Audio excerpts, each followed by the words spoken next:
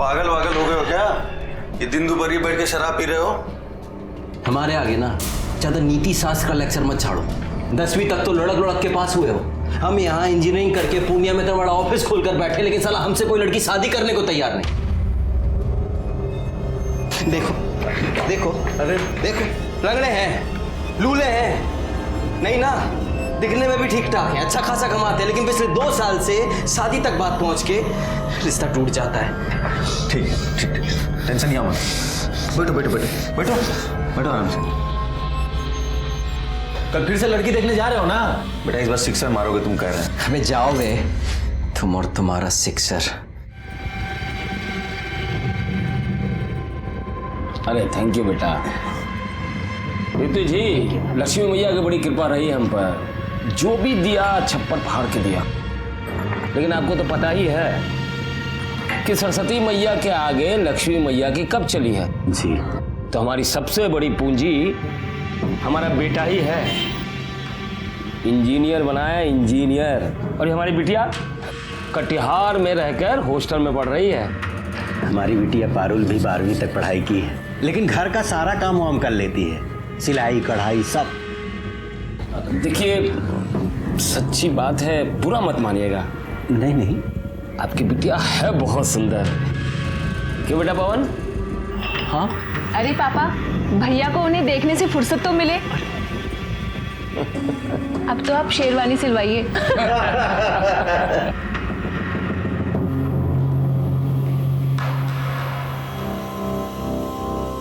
लड़की नहीं है भाई, चक्कू है चक्कू। अरे न जाने कितनों का कत्ल किया होगा। अबे साले, तुम्हारी होने वाली भाभी है। अब देखो शादी तय हो गई है तुम्हारी। अब शादी के बाद दोस्त को भूल तो नहीं जाओगे ना? कितना भी पेस्ट कंट्रोल करवा लो, खटमल खून चूसना थोड़ी ना छोड़ देगा हैं? अच्छा बेटा, खटमल है हम। तो कहाँ हो फिर? तो जाओ, तब हमारी बद्दुआ लगेगी तुम्हें।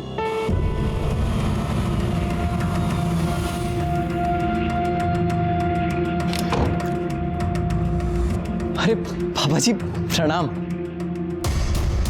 जो ज्यादा पंख फड़फड़ाता है ना, वही मुंह के बल गिरता है। बड़ा आया इंजीनियर साला।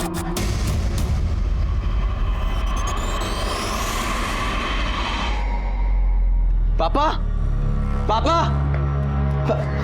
पापा, वो शेरवानी सिलवा ली है?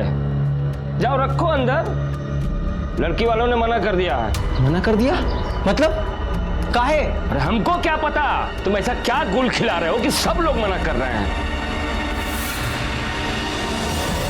पागल हो गया क्या? इसे अरे छोड़, मैं कह रहा हूं छोड़, अरे छोड़।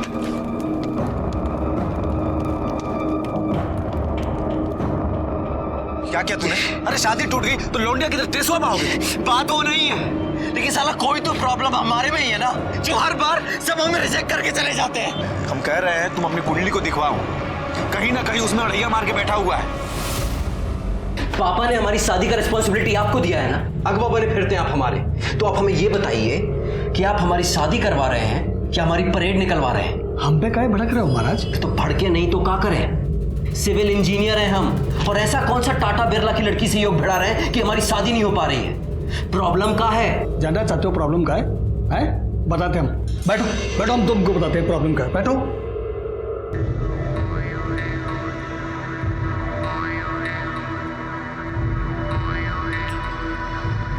क्या बोले? साला अपनी किस्मत ही खराब है, अपनी ही कुंडली में काला नाग कुंडली मार के बैठा है। कुंडली में क्या हुआ? तुम चिंता मत करो, इस बार अगर कोई आई ना तो उसके हाथ पे मेहंदी से अपना नाम लिखवा कर ही रहेंगे, पवन। अरे खाली हंसी ठट्टा कर रही हो तुम लोग कि मेहंदी भी लगाई? अरे लगाई ना। अच्छा अच्छा, देखो सगुन के टाइम कैसे खाली गले बैठी रूपा। ए रूपा, ये लो जीजा जी बात करना चाहते हैं तुमसे। हमें बात नहीं करनी। अरे बात समझाओ ना। हमारे सामने शर्मा रही है, नाटक कर रही हो, बतिया लो ना, शादी हो रही तुम्हारी। हेलो। बहुत एंग्री हो का? हम कितनी देर से तुमको फोन कर रहे हैं, तुम फोन ही नहीं उठा रही हो हमारा। हम बाद में बात करते हैं। अरे हेलो रूपा। हमसे शर्मा रही है।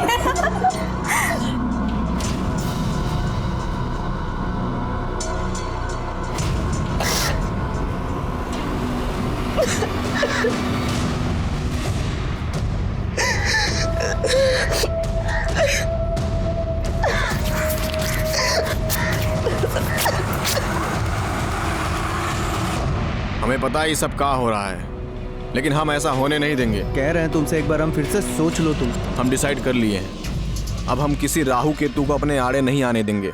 हमें रूपा चाहिए तो चाहिए। अब तो ये लाइफ और डेथ का मैटर हो गया है। चलो बस आ गई, हम निकलते हैं। अपना ख्याल रखना। गड़िया गड़िया गड़िया, हाँ गड़िया, बैठो बैठो। चलो चलो।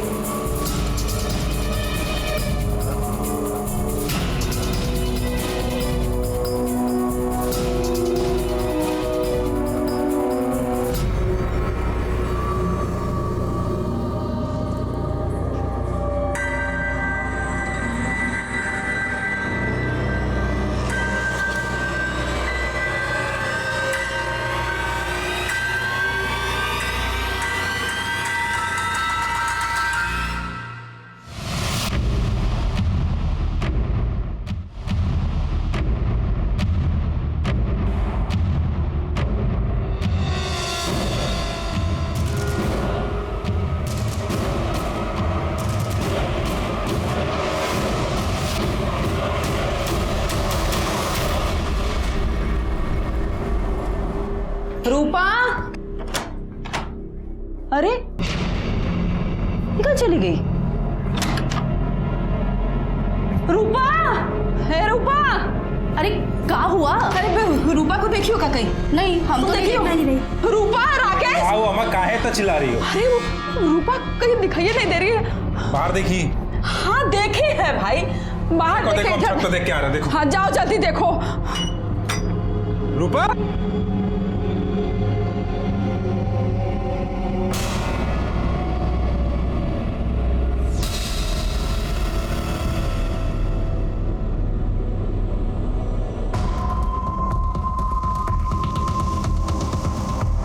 अम्मा, ए अम्मा। अरे कैसे क्या हुआ?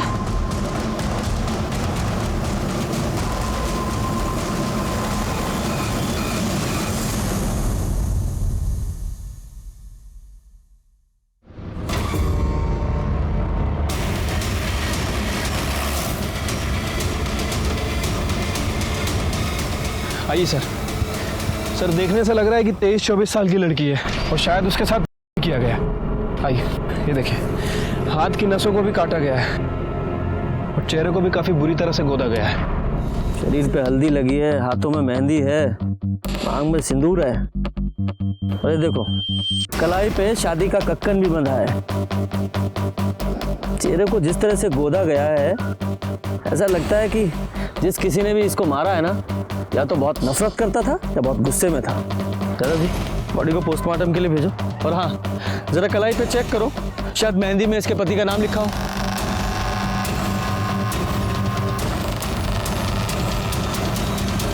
सर, हाथ में पवन लिखा हुआ है। पवन? यादव जी, पता करो, 1-2 दिन पहले किसी पवन की शादी हुई थी क्या?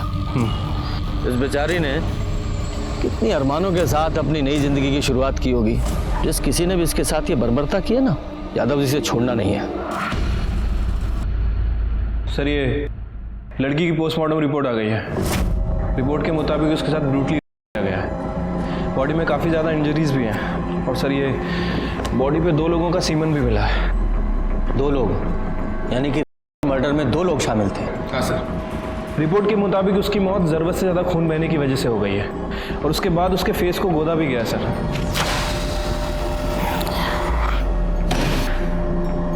एक लड़की की कलाई काटी गई और उस मरती हुई लड़की के साथ किया गया? डिस्गस्टिंग। इतना घृणित काम। इंसान ऐसे कैसे जानवर बन सकता है? वही तो समझ नहीं आता सर। वैसे मौत का समय 11 बजे से 2 बजे के बीच का है। उस पवन का कुछ पता चला? सर जी, मैडम, कहाँ है पवन? पता नहीं कहाँ है पवन। पवन कहाँ है? पवन से तो बात ही नहीं हुआ हमारा। मालूम नहीं है तुमको? नहीं। हेलो,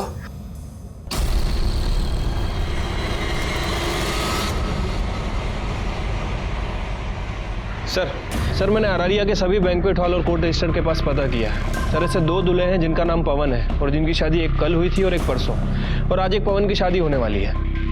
वो लड़की शादीशुदा थी तो पहले वहाँ चलते हैं जिनकी शादी हो चुकी है। साहब हमारी पत्नी हमारे साथ ही है, ये हमारी पत्नी है। साहब यही है हमारी बीवी। सर इन दोनों कपल्स में तो कोई नहीं है। एक कपल और बचा है ना अभी। एक काम करो, जिस बैंक्वेट हॉल में किसी रूपा और पवन की शादी होने वाली है ना, वहां से उनका एड्रेस निकालो। इतना दिन से मुंह फुला के बैठी थी, आपको दिखाई नहीं दे रहा था? अरे भाग गई है कहीं वो। कहाँ भाग? वो पुलिस आई है। पुलिस को कौन बताया? नमस्ते साहब। नमस्ते। बताइए। हमें रूपा से मिल रहा है। रूपा तो वो शादी की रस्म के लिए बाहर गई है। आप कौन है? हम रूपा की माँ हैं। तो शादी की ऐसी कौन सी रस्म होती है जिसमें माँ और बाकी औरतें नहीं जाती? हमको नहीं पता रूपा कहाँ है। आज शाम को उसका शादी है, वो सुबह से पता नहीं कहाँ गायब हो गई है। हमें तो उधर से ढूंढ ढूंढ के इतना परेशान हो गए, पता नहीं कहाँ चली गई हमारी बेटी।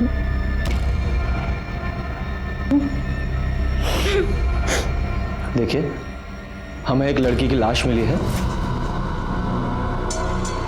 और उसकी पहचान के लिए आपको हमारे साथ चलना पड़ेगा।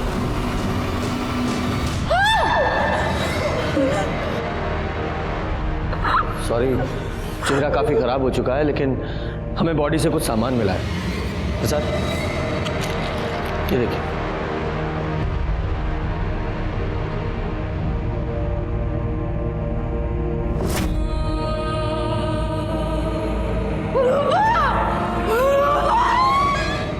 रूपा की शादी उसकी मर्जी के खिलाफ हो रही थी हा?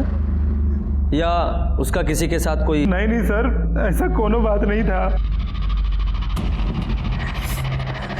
साहब कुछ तो था, हमने देखा था रात को एक लड़की आई थी। कौन है? कौन है? अरे मैंने पूछा कौन है? हम है रानी, वो रूपा की दोस्त। वो हमारी बस लेट हो गई थी तो थोड़ा देरी से आए हैं। कौन है ये रानी? हमको नहीं पता कौन है। हमारी बेटी पटना में पढ़ती थी, वहीं की कोई दोस्त होगी। अच्छा, उसकी शादी भी नहीं हुई थी तो उसकी मांग में सिंदूर कैसे?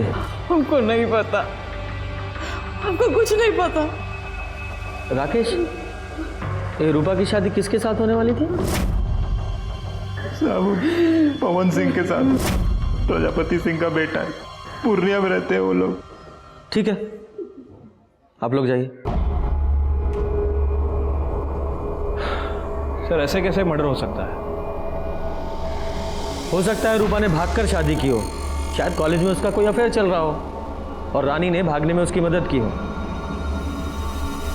फिर रूपा के कॉल रिकॉर्ड्स निकालो और देखो कि इसका किसी के साथ अफेयर तो नहीं था, और पटना पुलिस को भी इन्फॉर्म करो कि इसको कॉलेज में इंक्वायरी करें। ठीक है सर। एक काम करते हैं, पूर्णिया चलते हैं और इस पवन सिंह और प्रजापति सिंह से मिलते हैं। हो सकता है पवन को इस रूपा के अफेयर के बारे में पता चल गया हो और इन लोगों ने ही पहले उसका किया और फिर मार दिया। चलिए, जो होना था सो हो गया, बीती बात भूल जाइए। अब तो वही होगा जैसा आपको ठीक लगे। अरे हम भी कहाँ भाई साहब ये बात दिल से लगाए बैठे। अब लड़की भाग गई, सबका नाक कटा गई। अच्छा हुआ भाई साहब हम अपने लड़का का ब्याह वो घर में ना किए। पवन बाबू नहीं दिख रहे हैं? है, ये है, अभी बात हुई थी। कहा है ना भाई साहब, मामला जरा शांत हो जाए ना, बुलवा लेंगे उसको। बाकी भाई साहब वो जो हम बात किए थे उसका बंदोबस्त जरा देख लीजिए। आप उसकी फिक्र ना करें, संयोग भिड़ना था सो भिड़ गया। अब हमको आज्ञा दीजिए, हम बहुत काम है, तैयारी करनी है।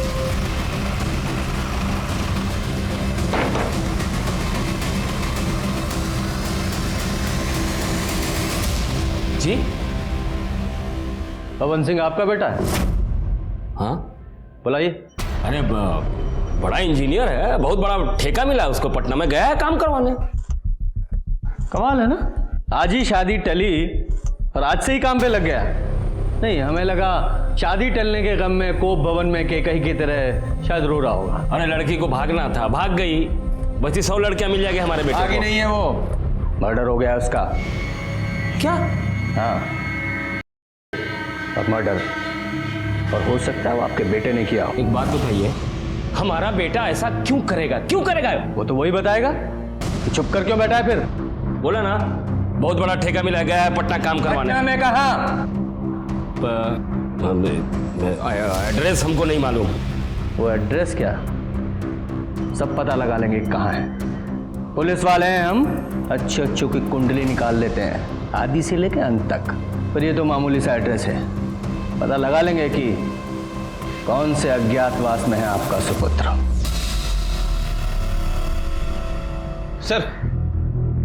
सर ये रूपा के कॉल रिकॉर्ड्स को चेक किया, ऐसा कुछ भी नहीं मिला जिससे लगे कि रूपा का किसी के साथ अफेयर चल रहा था। नॉर्मल अपने दोस्तों से बात करती थी और कभी कभार पवन से। वो पवन के भी कॉल रिकॉर्ड चेक किए थे सर मैंने। सर उस दिन उसका फ़ोन वो बस स्टैंड पे ही बंद हुआ था। कहाँ जा सकता है ये?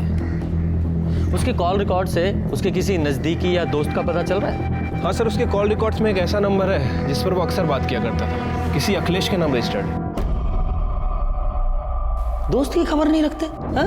अच्छा एक बात बताओ, ये रूपा और पवन का आपस में कुछ झगड़ा चल रहा था क्या? नहीं सर, रूपा को तो पवन बहुत पसंद करता था, बहुत खुश था कि उसकी शादी हो रही है। ठीक है, तुम जाओ, और हाँ, ज़रूरत पड़ी तो फिर बुलाएंगे। ठीक है सर। यादव जी, सर ये पवन की लास्ट लोकेशन बस स्टॉप पे थी ना? बस स्टॉप पे जाके पता करो, शायद पवन के बारे में कुछ पता चले। सर ये कंडक्टर है, इसने उस दिन पवन को देखा था।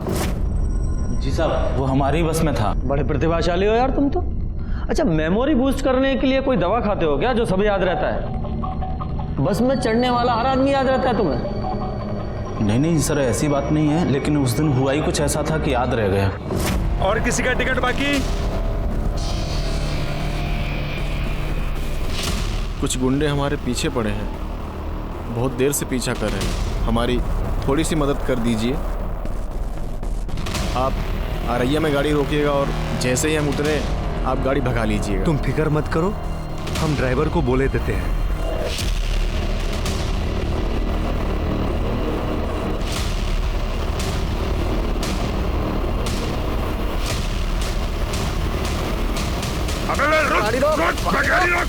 गाड़ी तो अब अगले बस स्टॉप पे रुकेगी। ठीक है, तुम जाओ। धन्यवाद सर। मतलब सर इसके मुताबिक उस दिन पवन के पीछे गुंडे थे, लेकिन क्यों? अभी तो सबसे बड़ा सवाल यह है कि पवन कहाँ है। यादव जी, पटना में जितने भी पवन के काम चल रहे हैं वहाँ सब जगह पता करो, और पूर्णिया पुलिस को इन्फॉर्म करो, जैसे ही पवन के बारे में कुछ पता चले हमें इन्फॉर्म करें।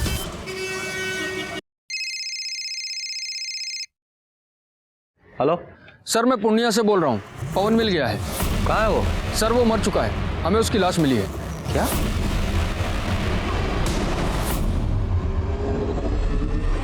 सर इसे चाकू जैसे किसी चीज से मारा गया है, सर पे भी गहरी चोट लगी है। यादव जी, इसे जांच के लिए लैब में भेजिए, इसकी बॉडी को आप पोस्टमार्टम के लिए भेजिए, इसके घर वालों को इन्फॉर्म कीजिए, और जैसे ही इसकी पोस्टमार्टम रिपोर्ट आए हमें तुरंत भेजिएगा। सर। यादव जी, ये पवन अररिया गया था शायद रूपा से मिलने, और रूपा की लाश मिली अररिया में, और इस पवन की यहाँ पूर्णिया में। सर ये पवन का पीएम रिपोर्ट। सर रिपोर्ट के मुताबिक उसकी बॉडी पर 4 वार किए गए थे, 3 बार उसकी बॉडी पे थे और 1 बार उसके सर के पीछे। इसी की वजह से उसकी मौत हुई सर, और उसकी मौत सुबह 3 बजे से 5 बजे के बीच में हुई है, मतलब रूपा के मरने के 3 से 4 घंटे बाद। क्या ये हो सकता है कि इस पवन ने रूपा को मारा हो, और रूपा के साथ जो लड़की थी उसने पवन को मारा हो, या फिर ये भी हो सकता है कि रूपा के साथ जो लड़की थी उसने रूपा और पवन दोनों को मारा हो। पर वो लड़की थी कौन?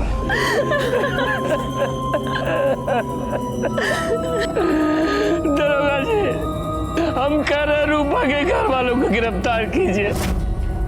सर, आपको कुछ बताना था। बताइए।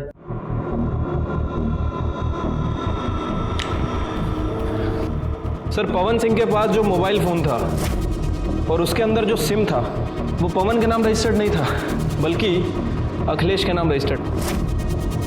और सर, ये सिम एक दिन पहले ही खरीदा गया। पवन सिंह इस सिम से एक नए नंबर पे बात कर रहा था, और जब मैंने इस नंबर की इंक्वायरी की तो पता चला कि ये नंबर भी एक दिन पहले ही खरीदा गया। और सर, ये नंबर भी अखिलेश के नाम रजिस्टर्ड है। ये दोनों सिम को एक ही दुकान से खरीदा गया था, और वो भी अखिलेश नहीं खरीदे थे। जिस दिन मर्डर हुआ उस दिन पता चला है कि ये दोनों ही सिम एक साथ ट्रेवल कर रहे थे। इनमें से एक सिम की लोकेशन रूपा के घर के आसपास की है, और ये दूसरा सिम नेक्स्ट डे जाके कटियार में बंद हुआ। ये दो नए सिम का क्या चक्कर है? कुलजा सिम खेल रहे हो? हमें कुछ नहीं पता सर। हम बताते हैं। पवन को रूपा के अफेयर के बारे में पता चल गया, उसने तुम्हें भी बताया, तुम्हें भी गुस्सा आया, और तुमने और पवन ने दोनों ने मिलकर रूपा का किया, उसे मार डाला, और बाद में तुम्हारा और पवन का झगड़ा हुआ तो तुमने पवन को भी मार दिया। नहीं सर, ऐसा कुछ नहीं हुआ था। हम सच कह रहे सर, हमें कुछ पता ही नहीं। अबे बता काहे नहीं रहे हो तुम? ये सिम कार्ड काहे मंगाया उनसे? कहाँ जा रहे हो तुम? कल शादी है ना तुम्हारी? तो हम रूपा को भगा कर शादी कर रहे हैं। अरे पगला गए हो का? हाँ, बताओ ना क्या हुआ है। अरे वो सब हम तुमको आकर बताएंगे, तुम चिंता मत करो हमारी। अरे ऐसे चिंता मत करो, बताओ पहले हमको क्या हुआ है। वो हम पुष्पिंदर से कहकर अपना ऑफिस बेच दिए। देखो, ये बात पुष्पिंदर को, हमें और अब सिर्फ तुम्हें पता है कि 35 लाख कैसे हमारे पास। हम रूपा को अपने से दूर नहीं होने देंगे, और अगर ये बात हमारे बाप को पता चल गई ना तो वो हमें जहन्नुम से भी ढूंढ निकालेगा। इसलिए हम अपना फ़ोन बंद कर देंगे और इस नंबर से तुमको फ़ोन करेंगे, समझे? ऐसा हुआ था, या फिर ऐसा हुआ तुम दोनों यहाँ अररिया आए और दोनों ने मिलकर रूपा को मार डाला, और क्योंकि तुम्हें पता था कि पवन के पास इतना सारा कैश है, उसके लालच में तुमने पवन को भी मार दिया और वो पैसा लेकर भाग गए। नहीं सर, नहीं, ऐसा कुछ भी नहीं हुआ था सर। यादव जी, ये इतनी आसानी से नहीं बोलेगा, इसे अपने स्टाइल में पूछते रहो, और इसका और पवन का डीएनए रूपा के ऊपर मिले सीमेंट के डीएनए से मैच कराओ। सर, ये पवन और अखिलेश की डीएनए रिपोर्ट आ गई है। सर, उन दोनों ने ही रूपा के साथ नहीं किया। क्या? तो फिर कौन हो सकता है? ये सब भी ना एक पहेली की तरह हो गया है। ये रूपा और पवन की शादी होने वाली थी, और रूपा अपनी शादी से एक रात पहले ही घर से भाग गई थी। ये भले ही पवन ने रूपा का मर्डर ना किया हो, लेकिन वो कारण हो सकता है। याद है ना वो बस कंडक्टर, उसने कहा था कि पवन के पीछे 2 गुंडे लगे हुए थे। हो सकता है वो 2 गुंडे पवन के पीछे पीछे रूपा तक पहुंच गए हो, उन्होंने रूपा को मारा हो, बाद में पवन को भी मार दिया। यादव जी, ये पवन के पास 35 लाख रुपए थे, और ये बात सिर्फ 2 लोगों को पता थी। एक उसका दोस्त अखिलेश, और दूसरा वो ब्रोकर पुष्पिंदर, जिसने उसका ऑफिस बिकवाया था। एक काम करो, इन दोनों की कॉल रिकॉर्ड्स खंगालो, देखो कोई सस्पेक्ट मिलता है क्या।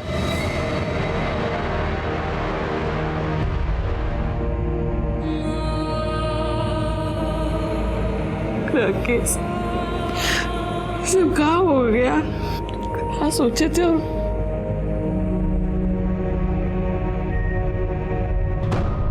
सर, ये अखिलेश और ब्रोकर के कॉल रिकॉर्ड्स आ गए।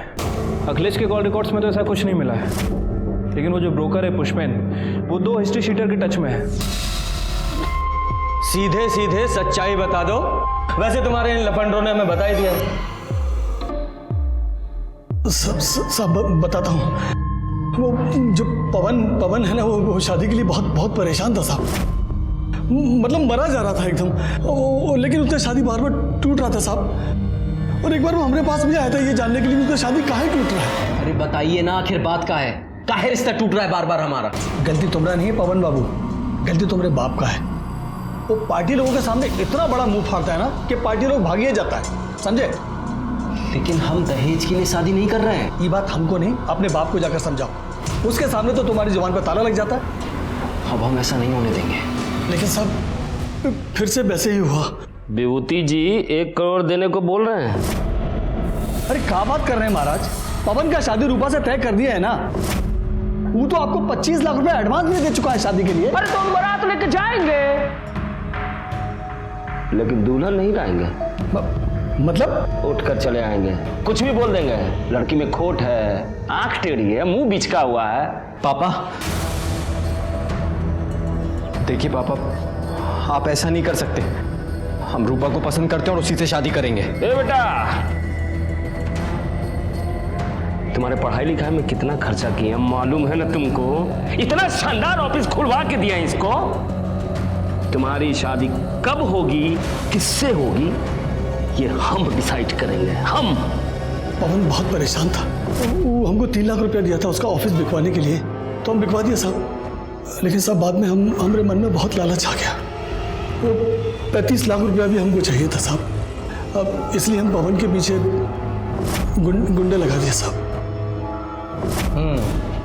और तुम्हारे इन गुंडों ने पवन का पीछा किया, पहले रूपा का किया, उसे मार डाला, इसे छीने और उसे भी मार दिया, और इस सब में तुम भी शामिल हो। अरे नहीं साहब, ये हम कुछ नहीं किए, हम सच बोल रहे साहब। यादव जी, इन तीनों का डीएनए टेस्ट कराओ।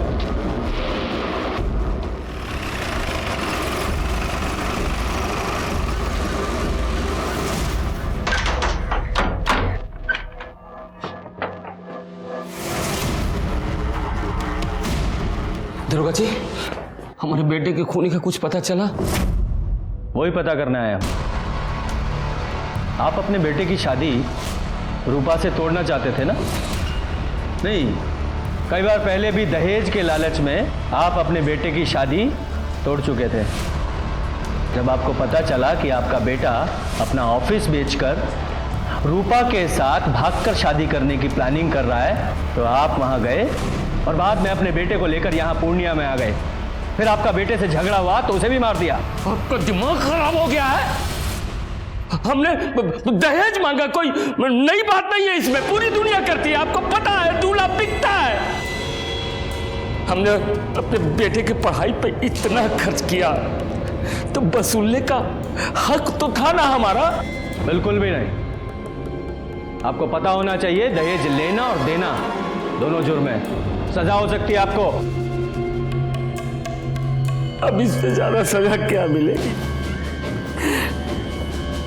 हमारा बेटा हमसे छिन गया। लेकिन पुष्पेंद्र का कहना है कि आप अपने बेटे की शादी रूपा से तुड़वाकर विभूति की बेटी से करवाना चाहते थे। झूठ बोल रहा है वो। हमने अपने बेटे की शादी की बात विभूति जी की बेटे पारुल से चलाई थी, वो भी तब जब रूपा घर से भाग गई। हमने कुछ नहीं किया। ठीक, हमें आपका डीएनए टेस्ट करना है। ये तो हमसे ना होगा दरोगा जी, चाहे जो कर लीजिए।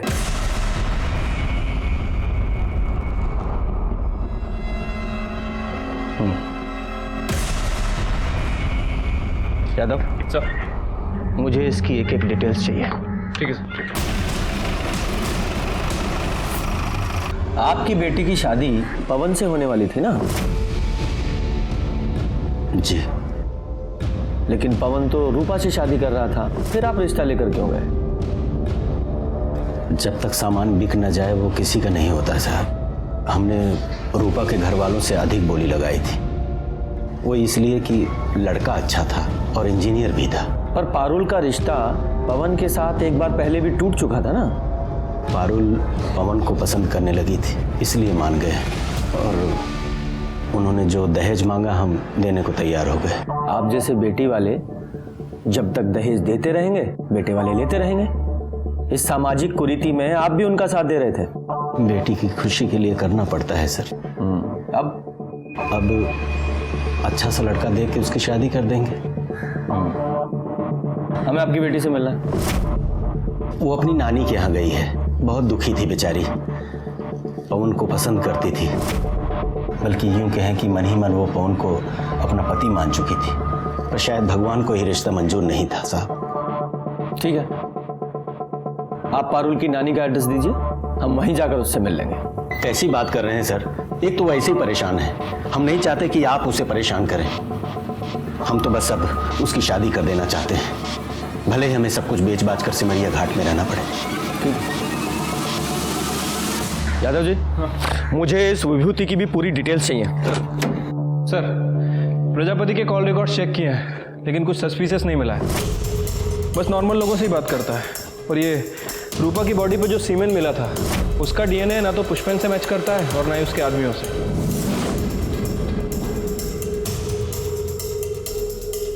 दादाजी, ये पवन ने अखिलेश से 2 सिम लिए थे ना, और दूसरा सिम वो कटिहार में जाके बंद हुआ था। राइट, ये देखिए, इस प्रजापति की कॉल डिटेल्स के हिसाब से वो रेगुलर बेसिस पे किसी सपना से बात कर रहा था कटिहार में, और दूसरा सिम भी कटिहार में ही बंद हुआ था। और ये सपना पवन की बहन है ना, प्रजापति की बेटी। एक काम कीजिए, इस सपना की लोकेशन को इस अखिलेश के दूसरे सिम से मिलाकर देखिए और सपना को बुलाइए। सर, हमें नहीं पता कि आप क्या कह रहे हैं। हम तो कटिहार में हॉस्टल में रहते हैं, पढ़ते हैं सर वहाँ। मैं समझाता हूँ सीधे शब्दों में। पवन ने अखिलेश से 2 नए सिम खरीदवाए, एक खुद लिया और दूसरा तुम्हें दिया। ये देखो, तुम्हारी सारी फोन डिटेल्स और तुम्हारे मोबाइल लोकेशन के हिसाब से उस रात तुम यहाँ अररिया आई थी। इतना तो हमें पता है। अब इसके आगे की कहानी तुम बताओ डिटेल में। सर, वो हम उस दिन कौन है?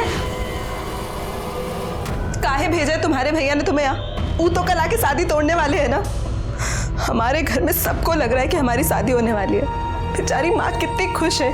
भाभी, आप सबको बता क्यों नहीं देती कि आप भैया से ही शादी करेंगी? पगला गई हो का? हमारा कोई मान सम्मान है कि नहीं? क्या बोले माँ को? हाँ, हमारी माँ ऐसे घर में कभी हमारा रिश्ता नहीं करेंगी जो दहेज के लालच में इतना गिर जाए।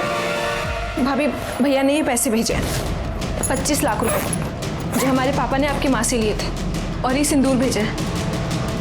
भैया आपको भगा करके शादी करना चाहते हैं। अगर आपकी हाँ है ना, तो अपनी मांग में ये भैया के नाम का सिंदूर लगा दीजिए।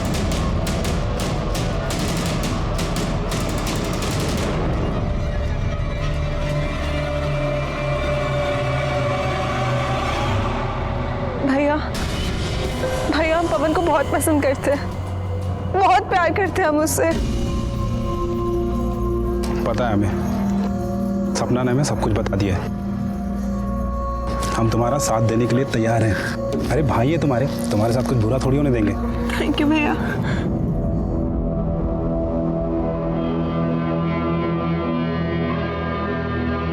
चलो जल्दी निकलते हैं। पहले सपना को हॉस्टल छोड़ते हैं, फिर हम निकलते हैं, ठीक है? नहीं जिया जी, सपना को हम छोड़ देंगे, आप रूपा को लेकर निकलो। सर, उसके बाद राकेश ने हमें खटियार में हमारे हॉस्टल छोड़ दिया। लेकिन ये सब कुछ तुमने हमें पहले क्यों नहीं बताया? सर, आप लोगों को पापा पर शक था और आप पापा को पकड़ के ले जाते और हम बिल्कुल अकेले रह जाते। सर, हम तो अपनी बहन की मदद कर रहे थे। वो बहुत अच्छी लड़की थी सर। पता नहीं सब कैसे हो गया। ठीक है, जाओ। सर, विभूति के बारे में कुछ बात पता चली है। उसने अभी अपनी पूरी प्रॉपर्टी बेच दी है, प्लॉट, दुकान, सब कुछ। और ये उसके कॉल रिकॉर्ड्स। इसमें कुछ इंटरेस्टिंग है सर, ध्यान से देखिए।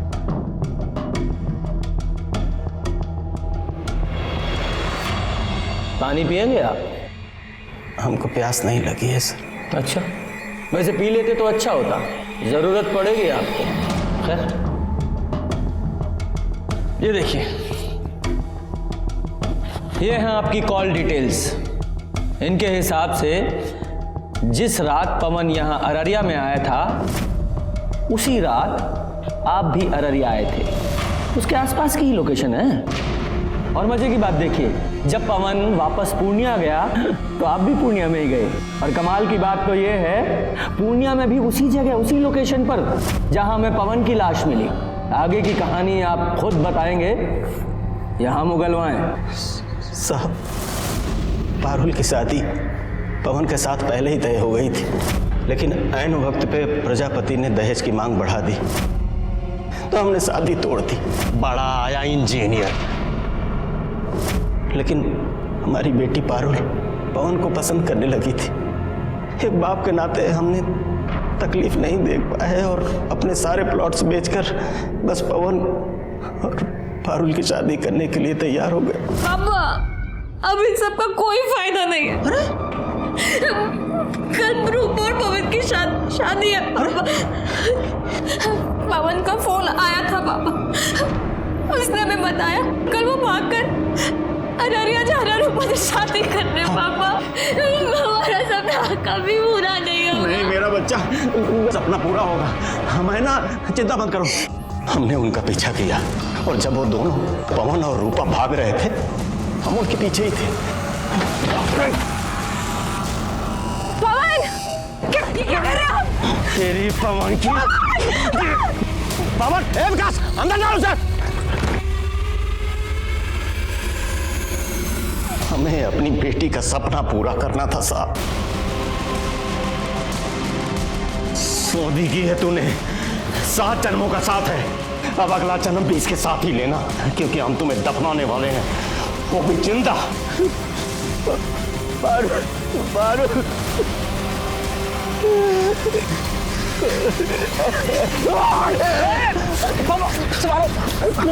पकड़ो उसे,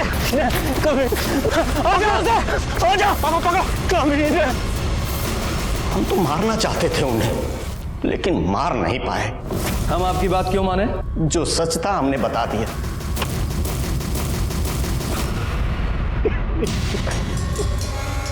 प्रसाद सर, बॉडी को पोस्टमार्टम के लिए भेजो। Okay sir. अगर थोड़ी समय के लिए मान लेते हैं कि विभूति सच बोल रहा है, आखिर हुआ क्या होगा? उस रात पवन के साथ तुम्हारा झगड़ा हुआ था? नहीं सर, कोनो झगड़ा वगड़ा नहीं हुआ था हमारा। अच्छा, तो फिर ये देखो, ये है तुम्हारी कॉल लोकेशंस। अगर इनकी माने तो तुम यहाँ अररिया से पहले कटिहार गए, कटिहार से वापस यहाँ अररिया आए, फिर उस रात तुम पूर्णिया गए, और तुम्हारी कॉल लोकेशंस वही है जहाँ अगले दिन हमें पवन की लाश मिली थी। बोलो, बताओ। हाँ, तुम्हें तो ये सवाल उतना ही कठिन लग रहा होगा जितना कठिन सवाल यक्ष ने युधिष्ठिर से पूछा था। क्यों? जल्दी जल्दी बताओ, मेरा पेशेंस खत्म हो रहा है, बताओ। यादव जी।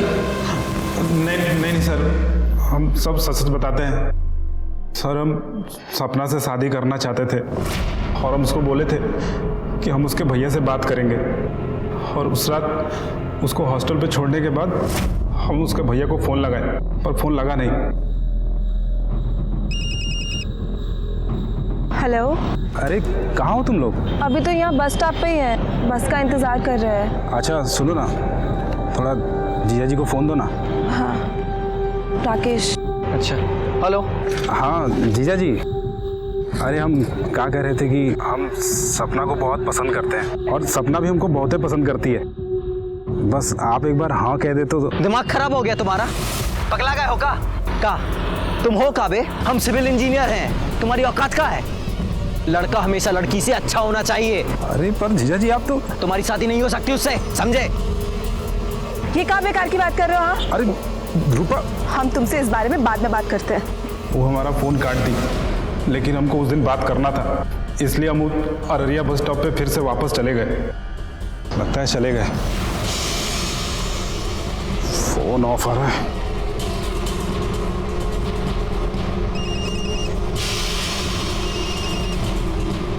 रूपा के फ़ोन के लिए।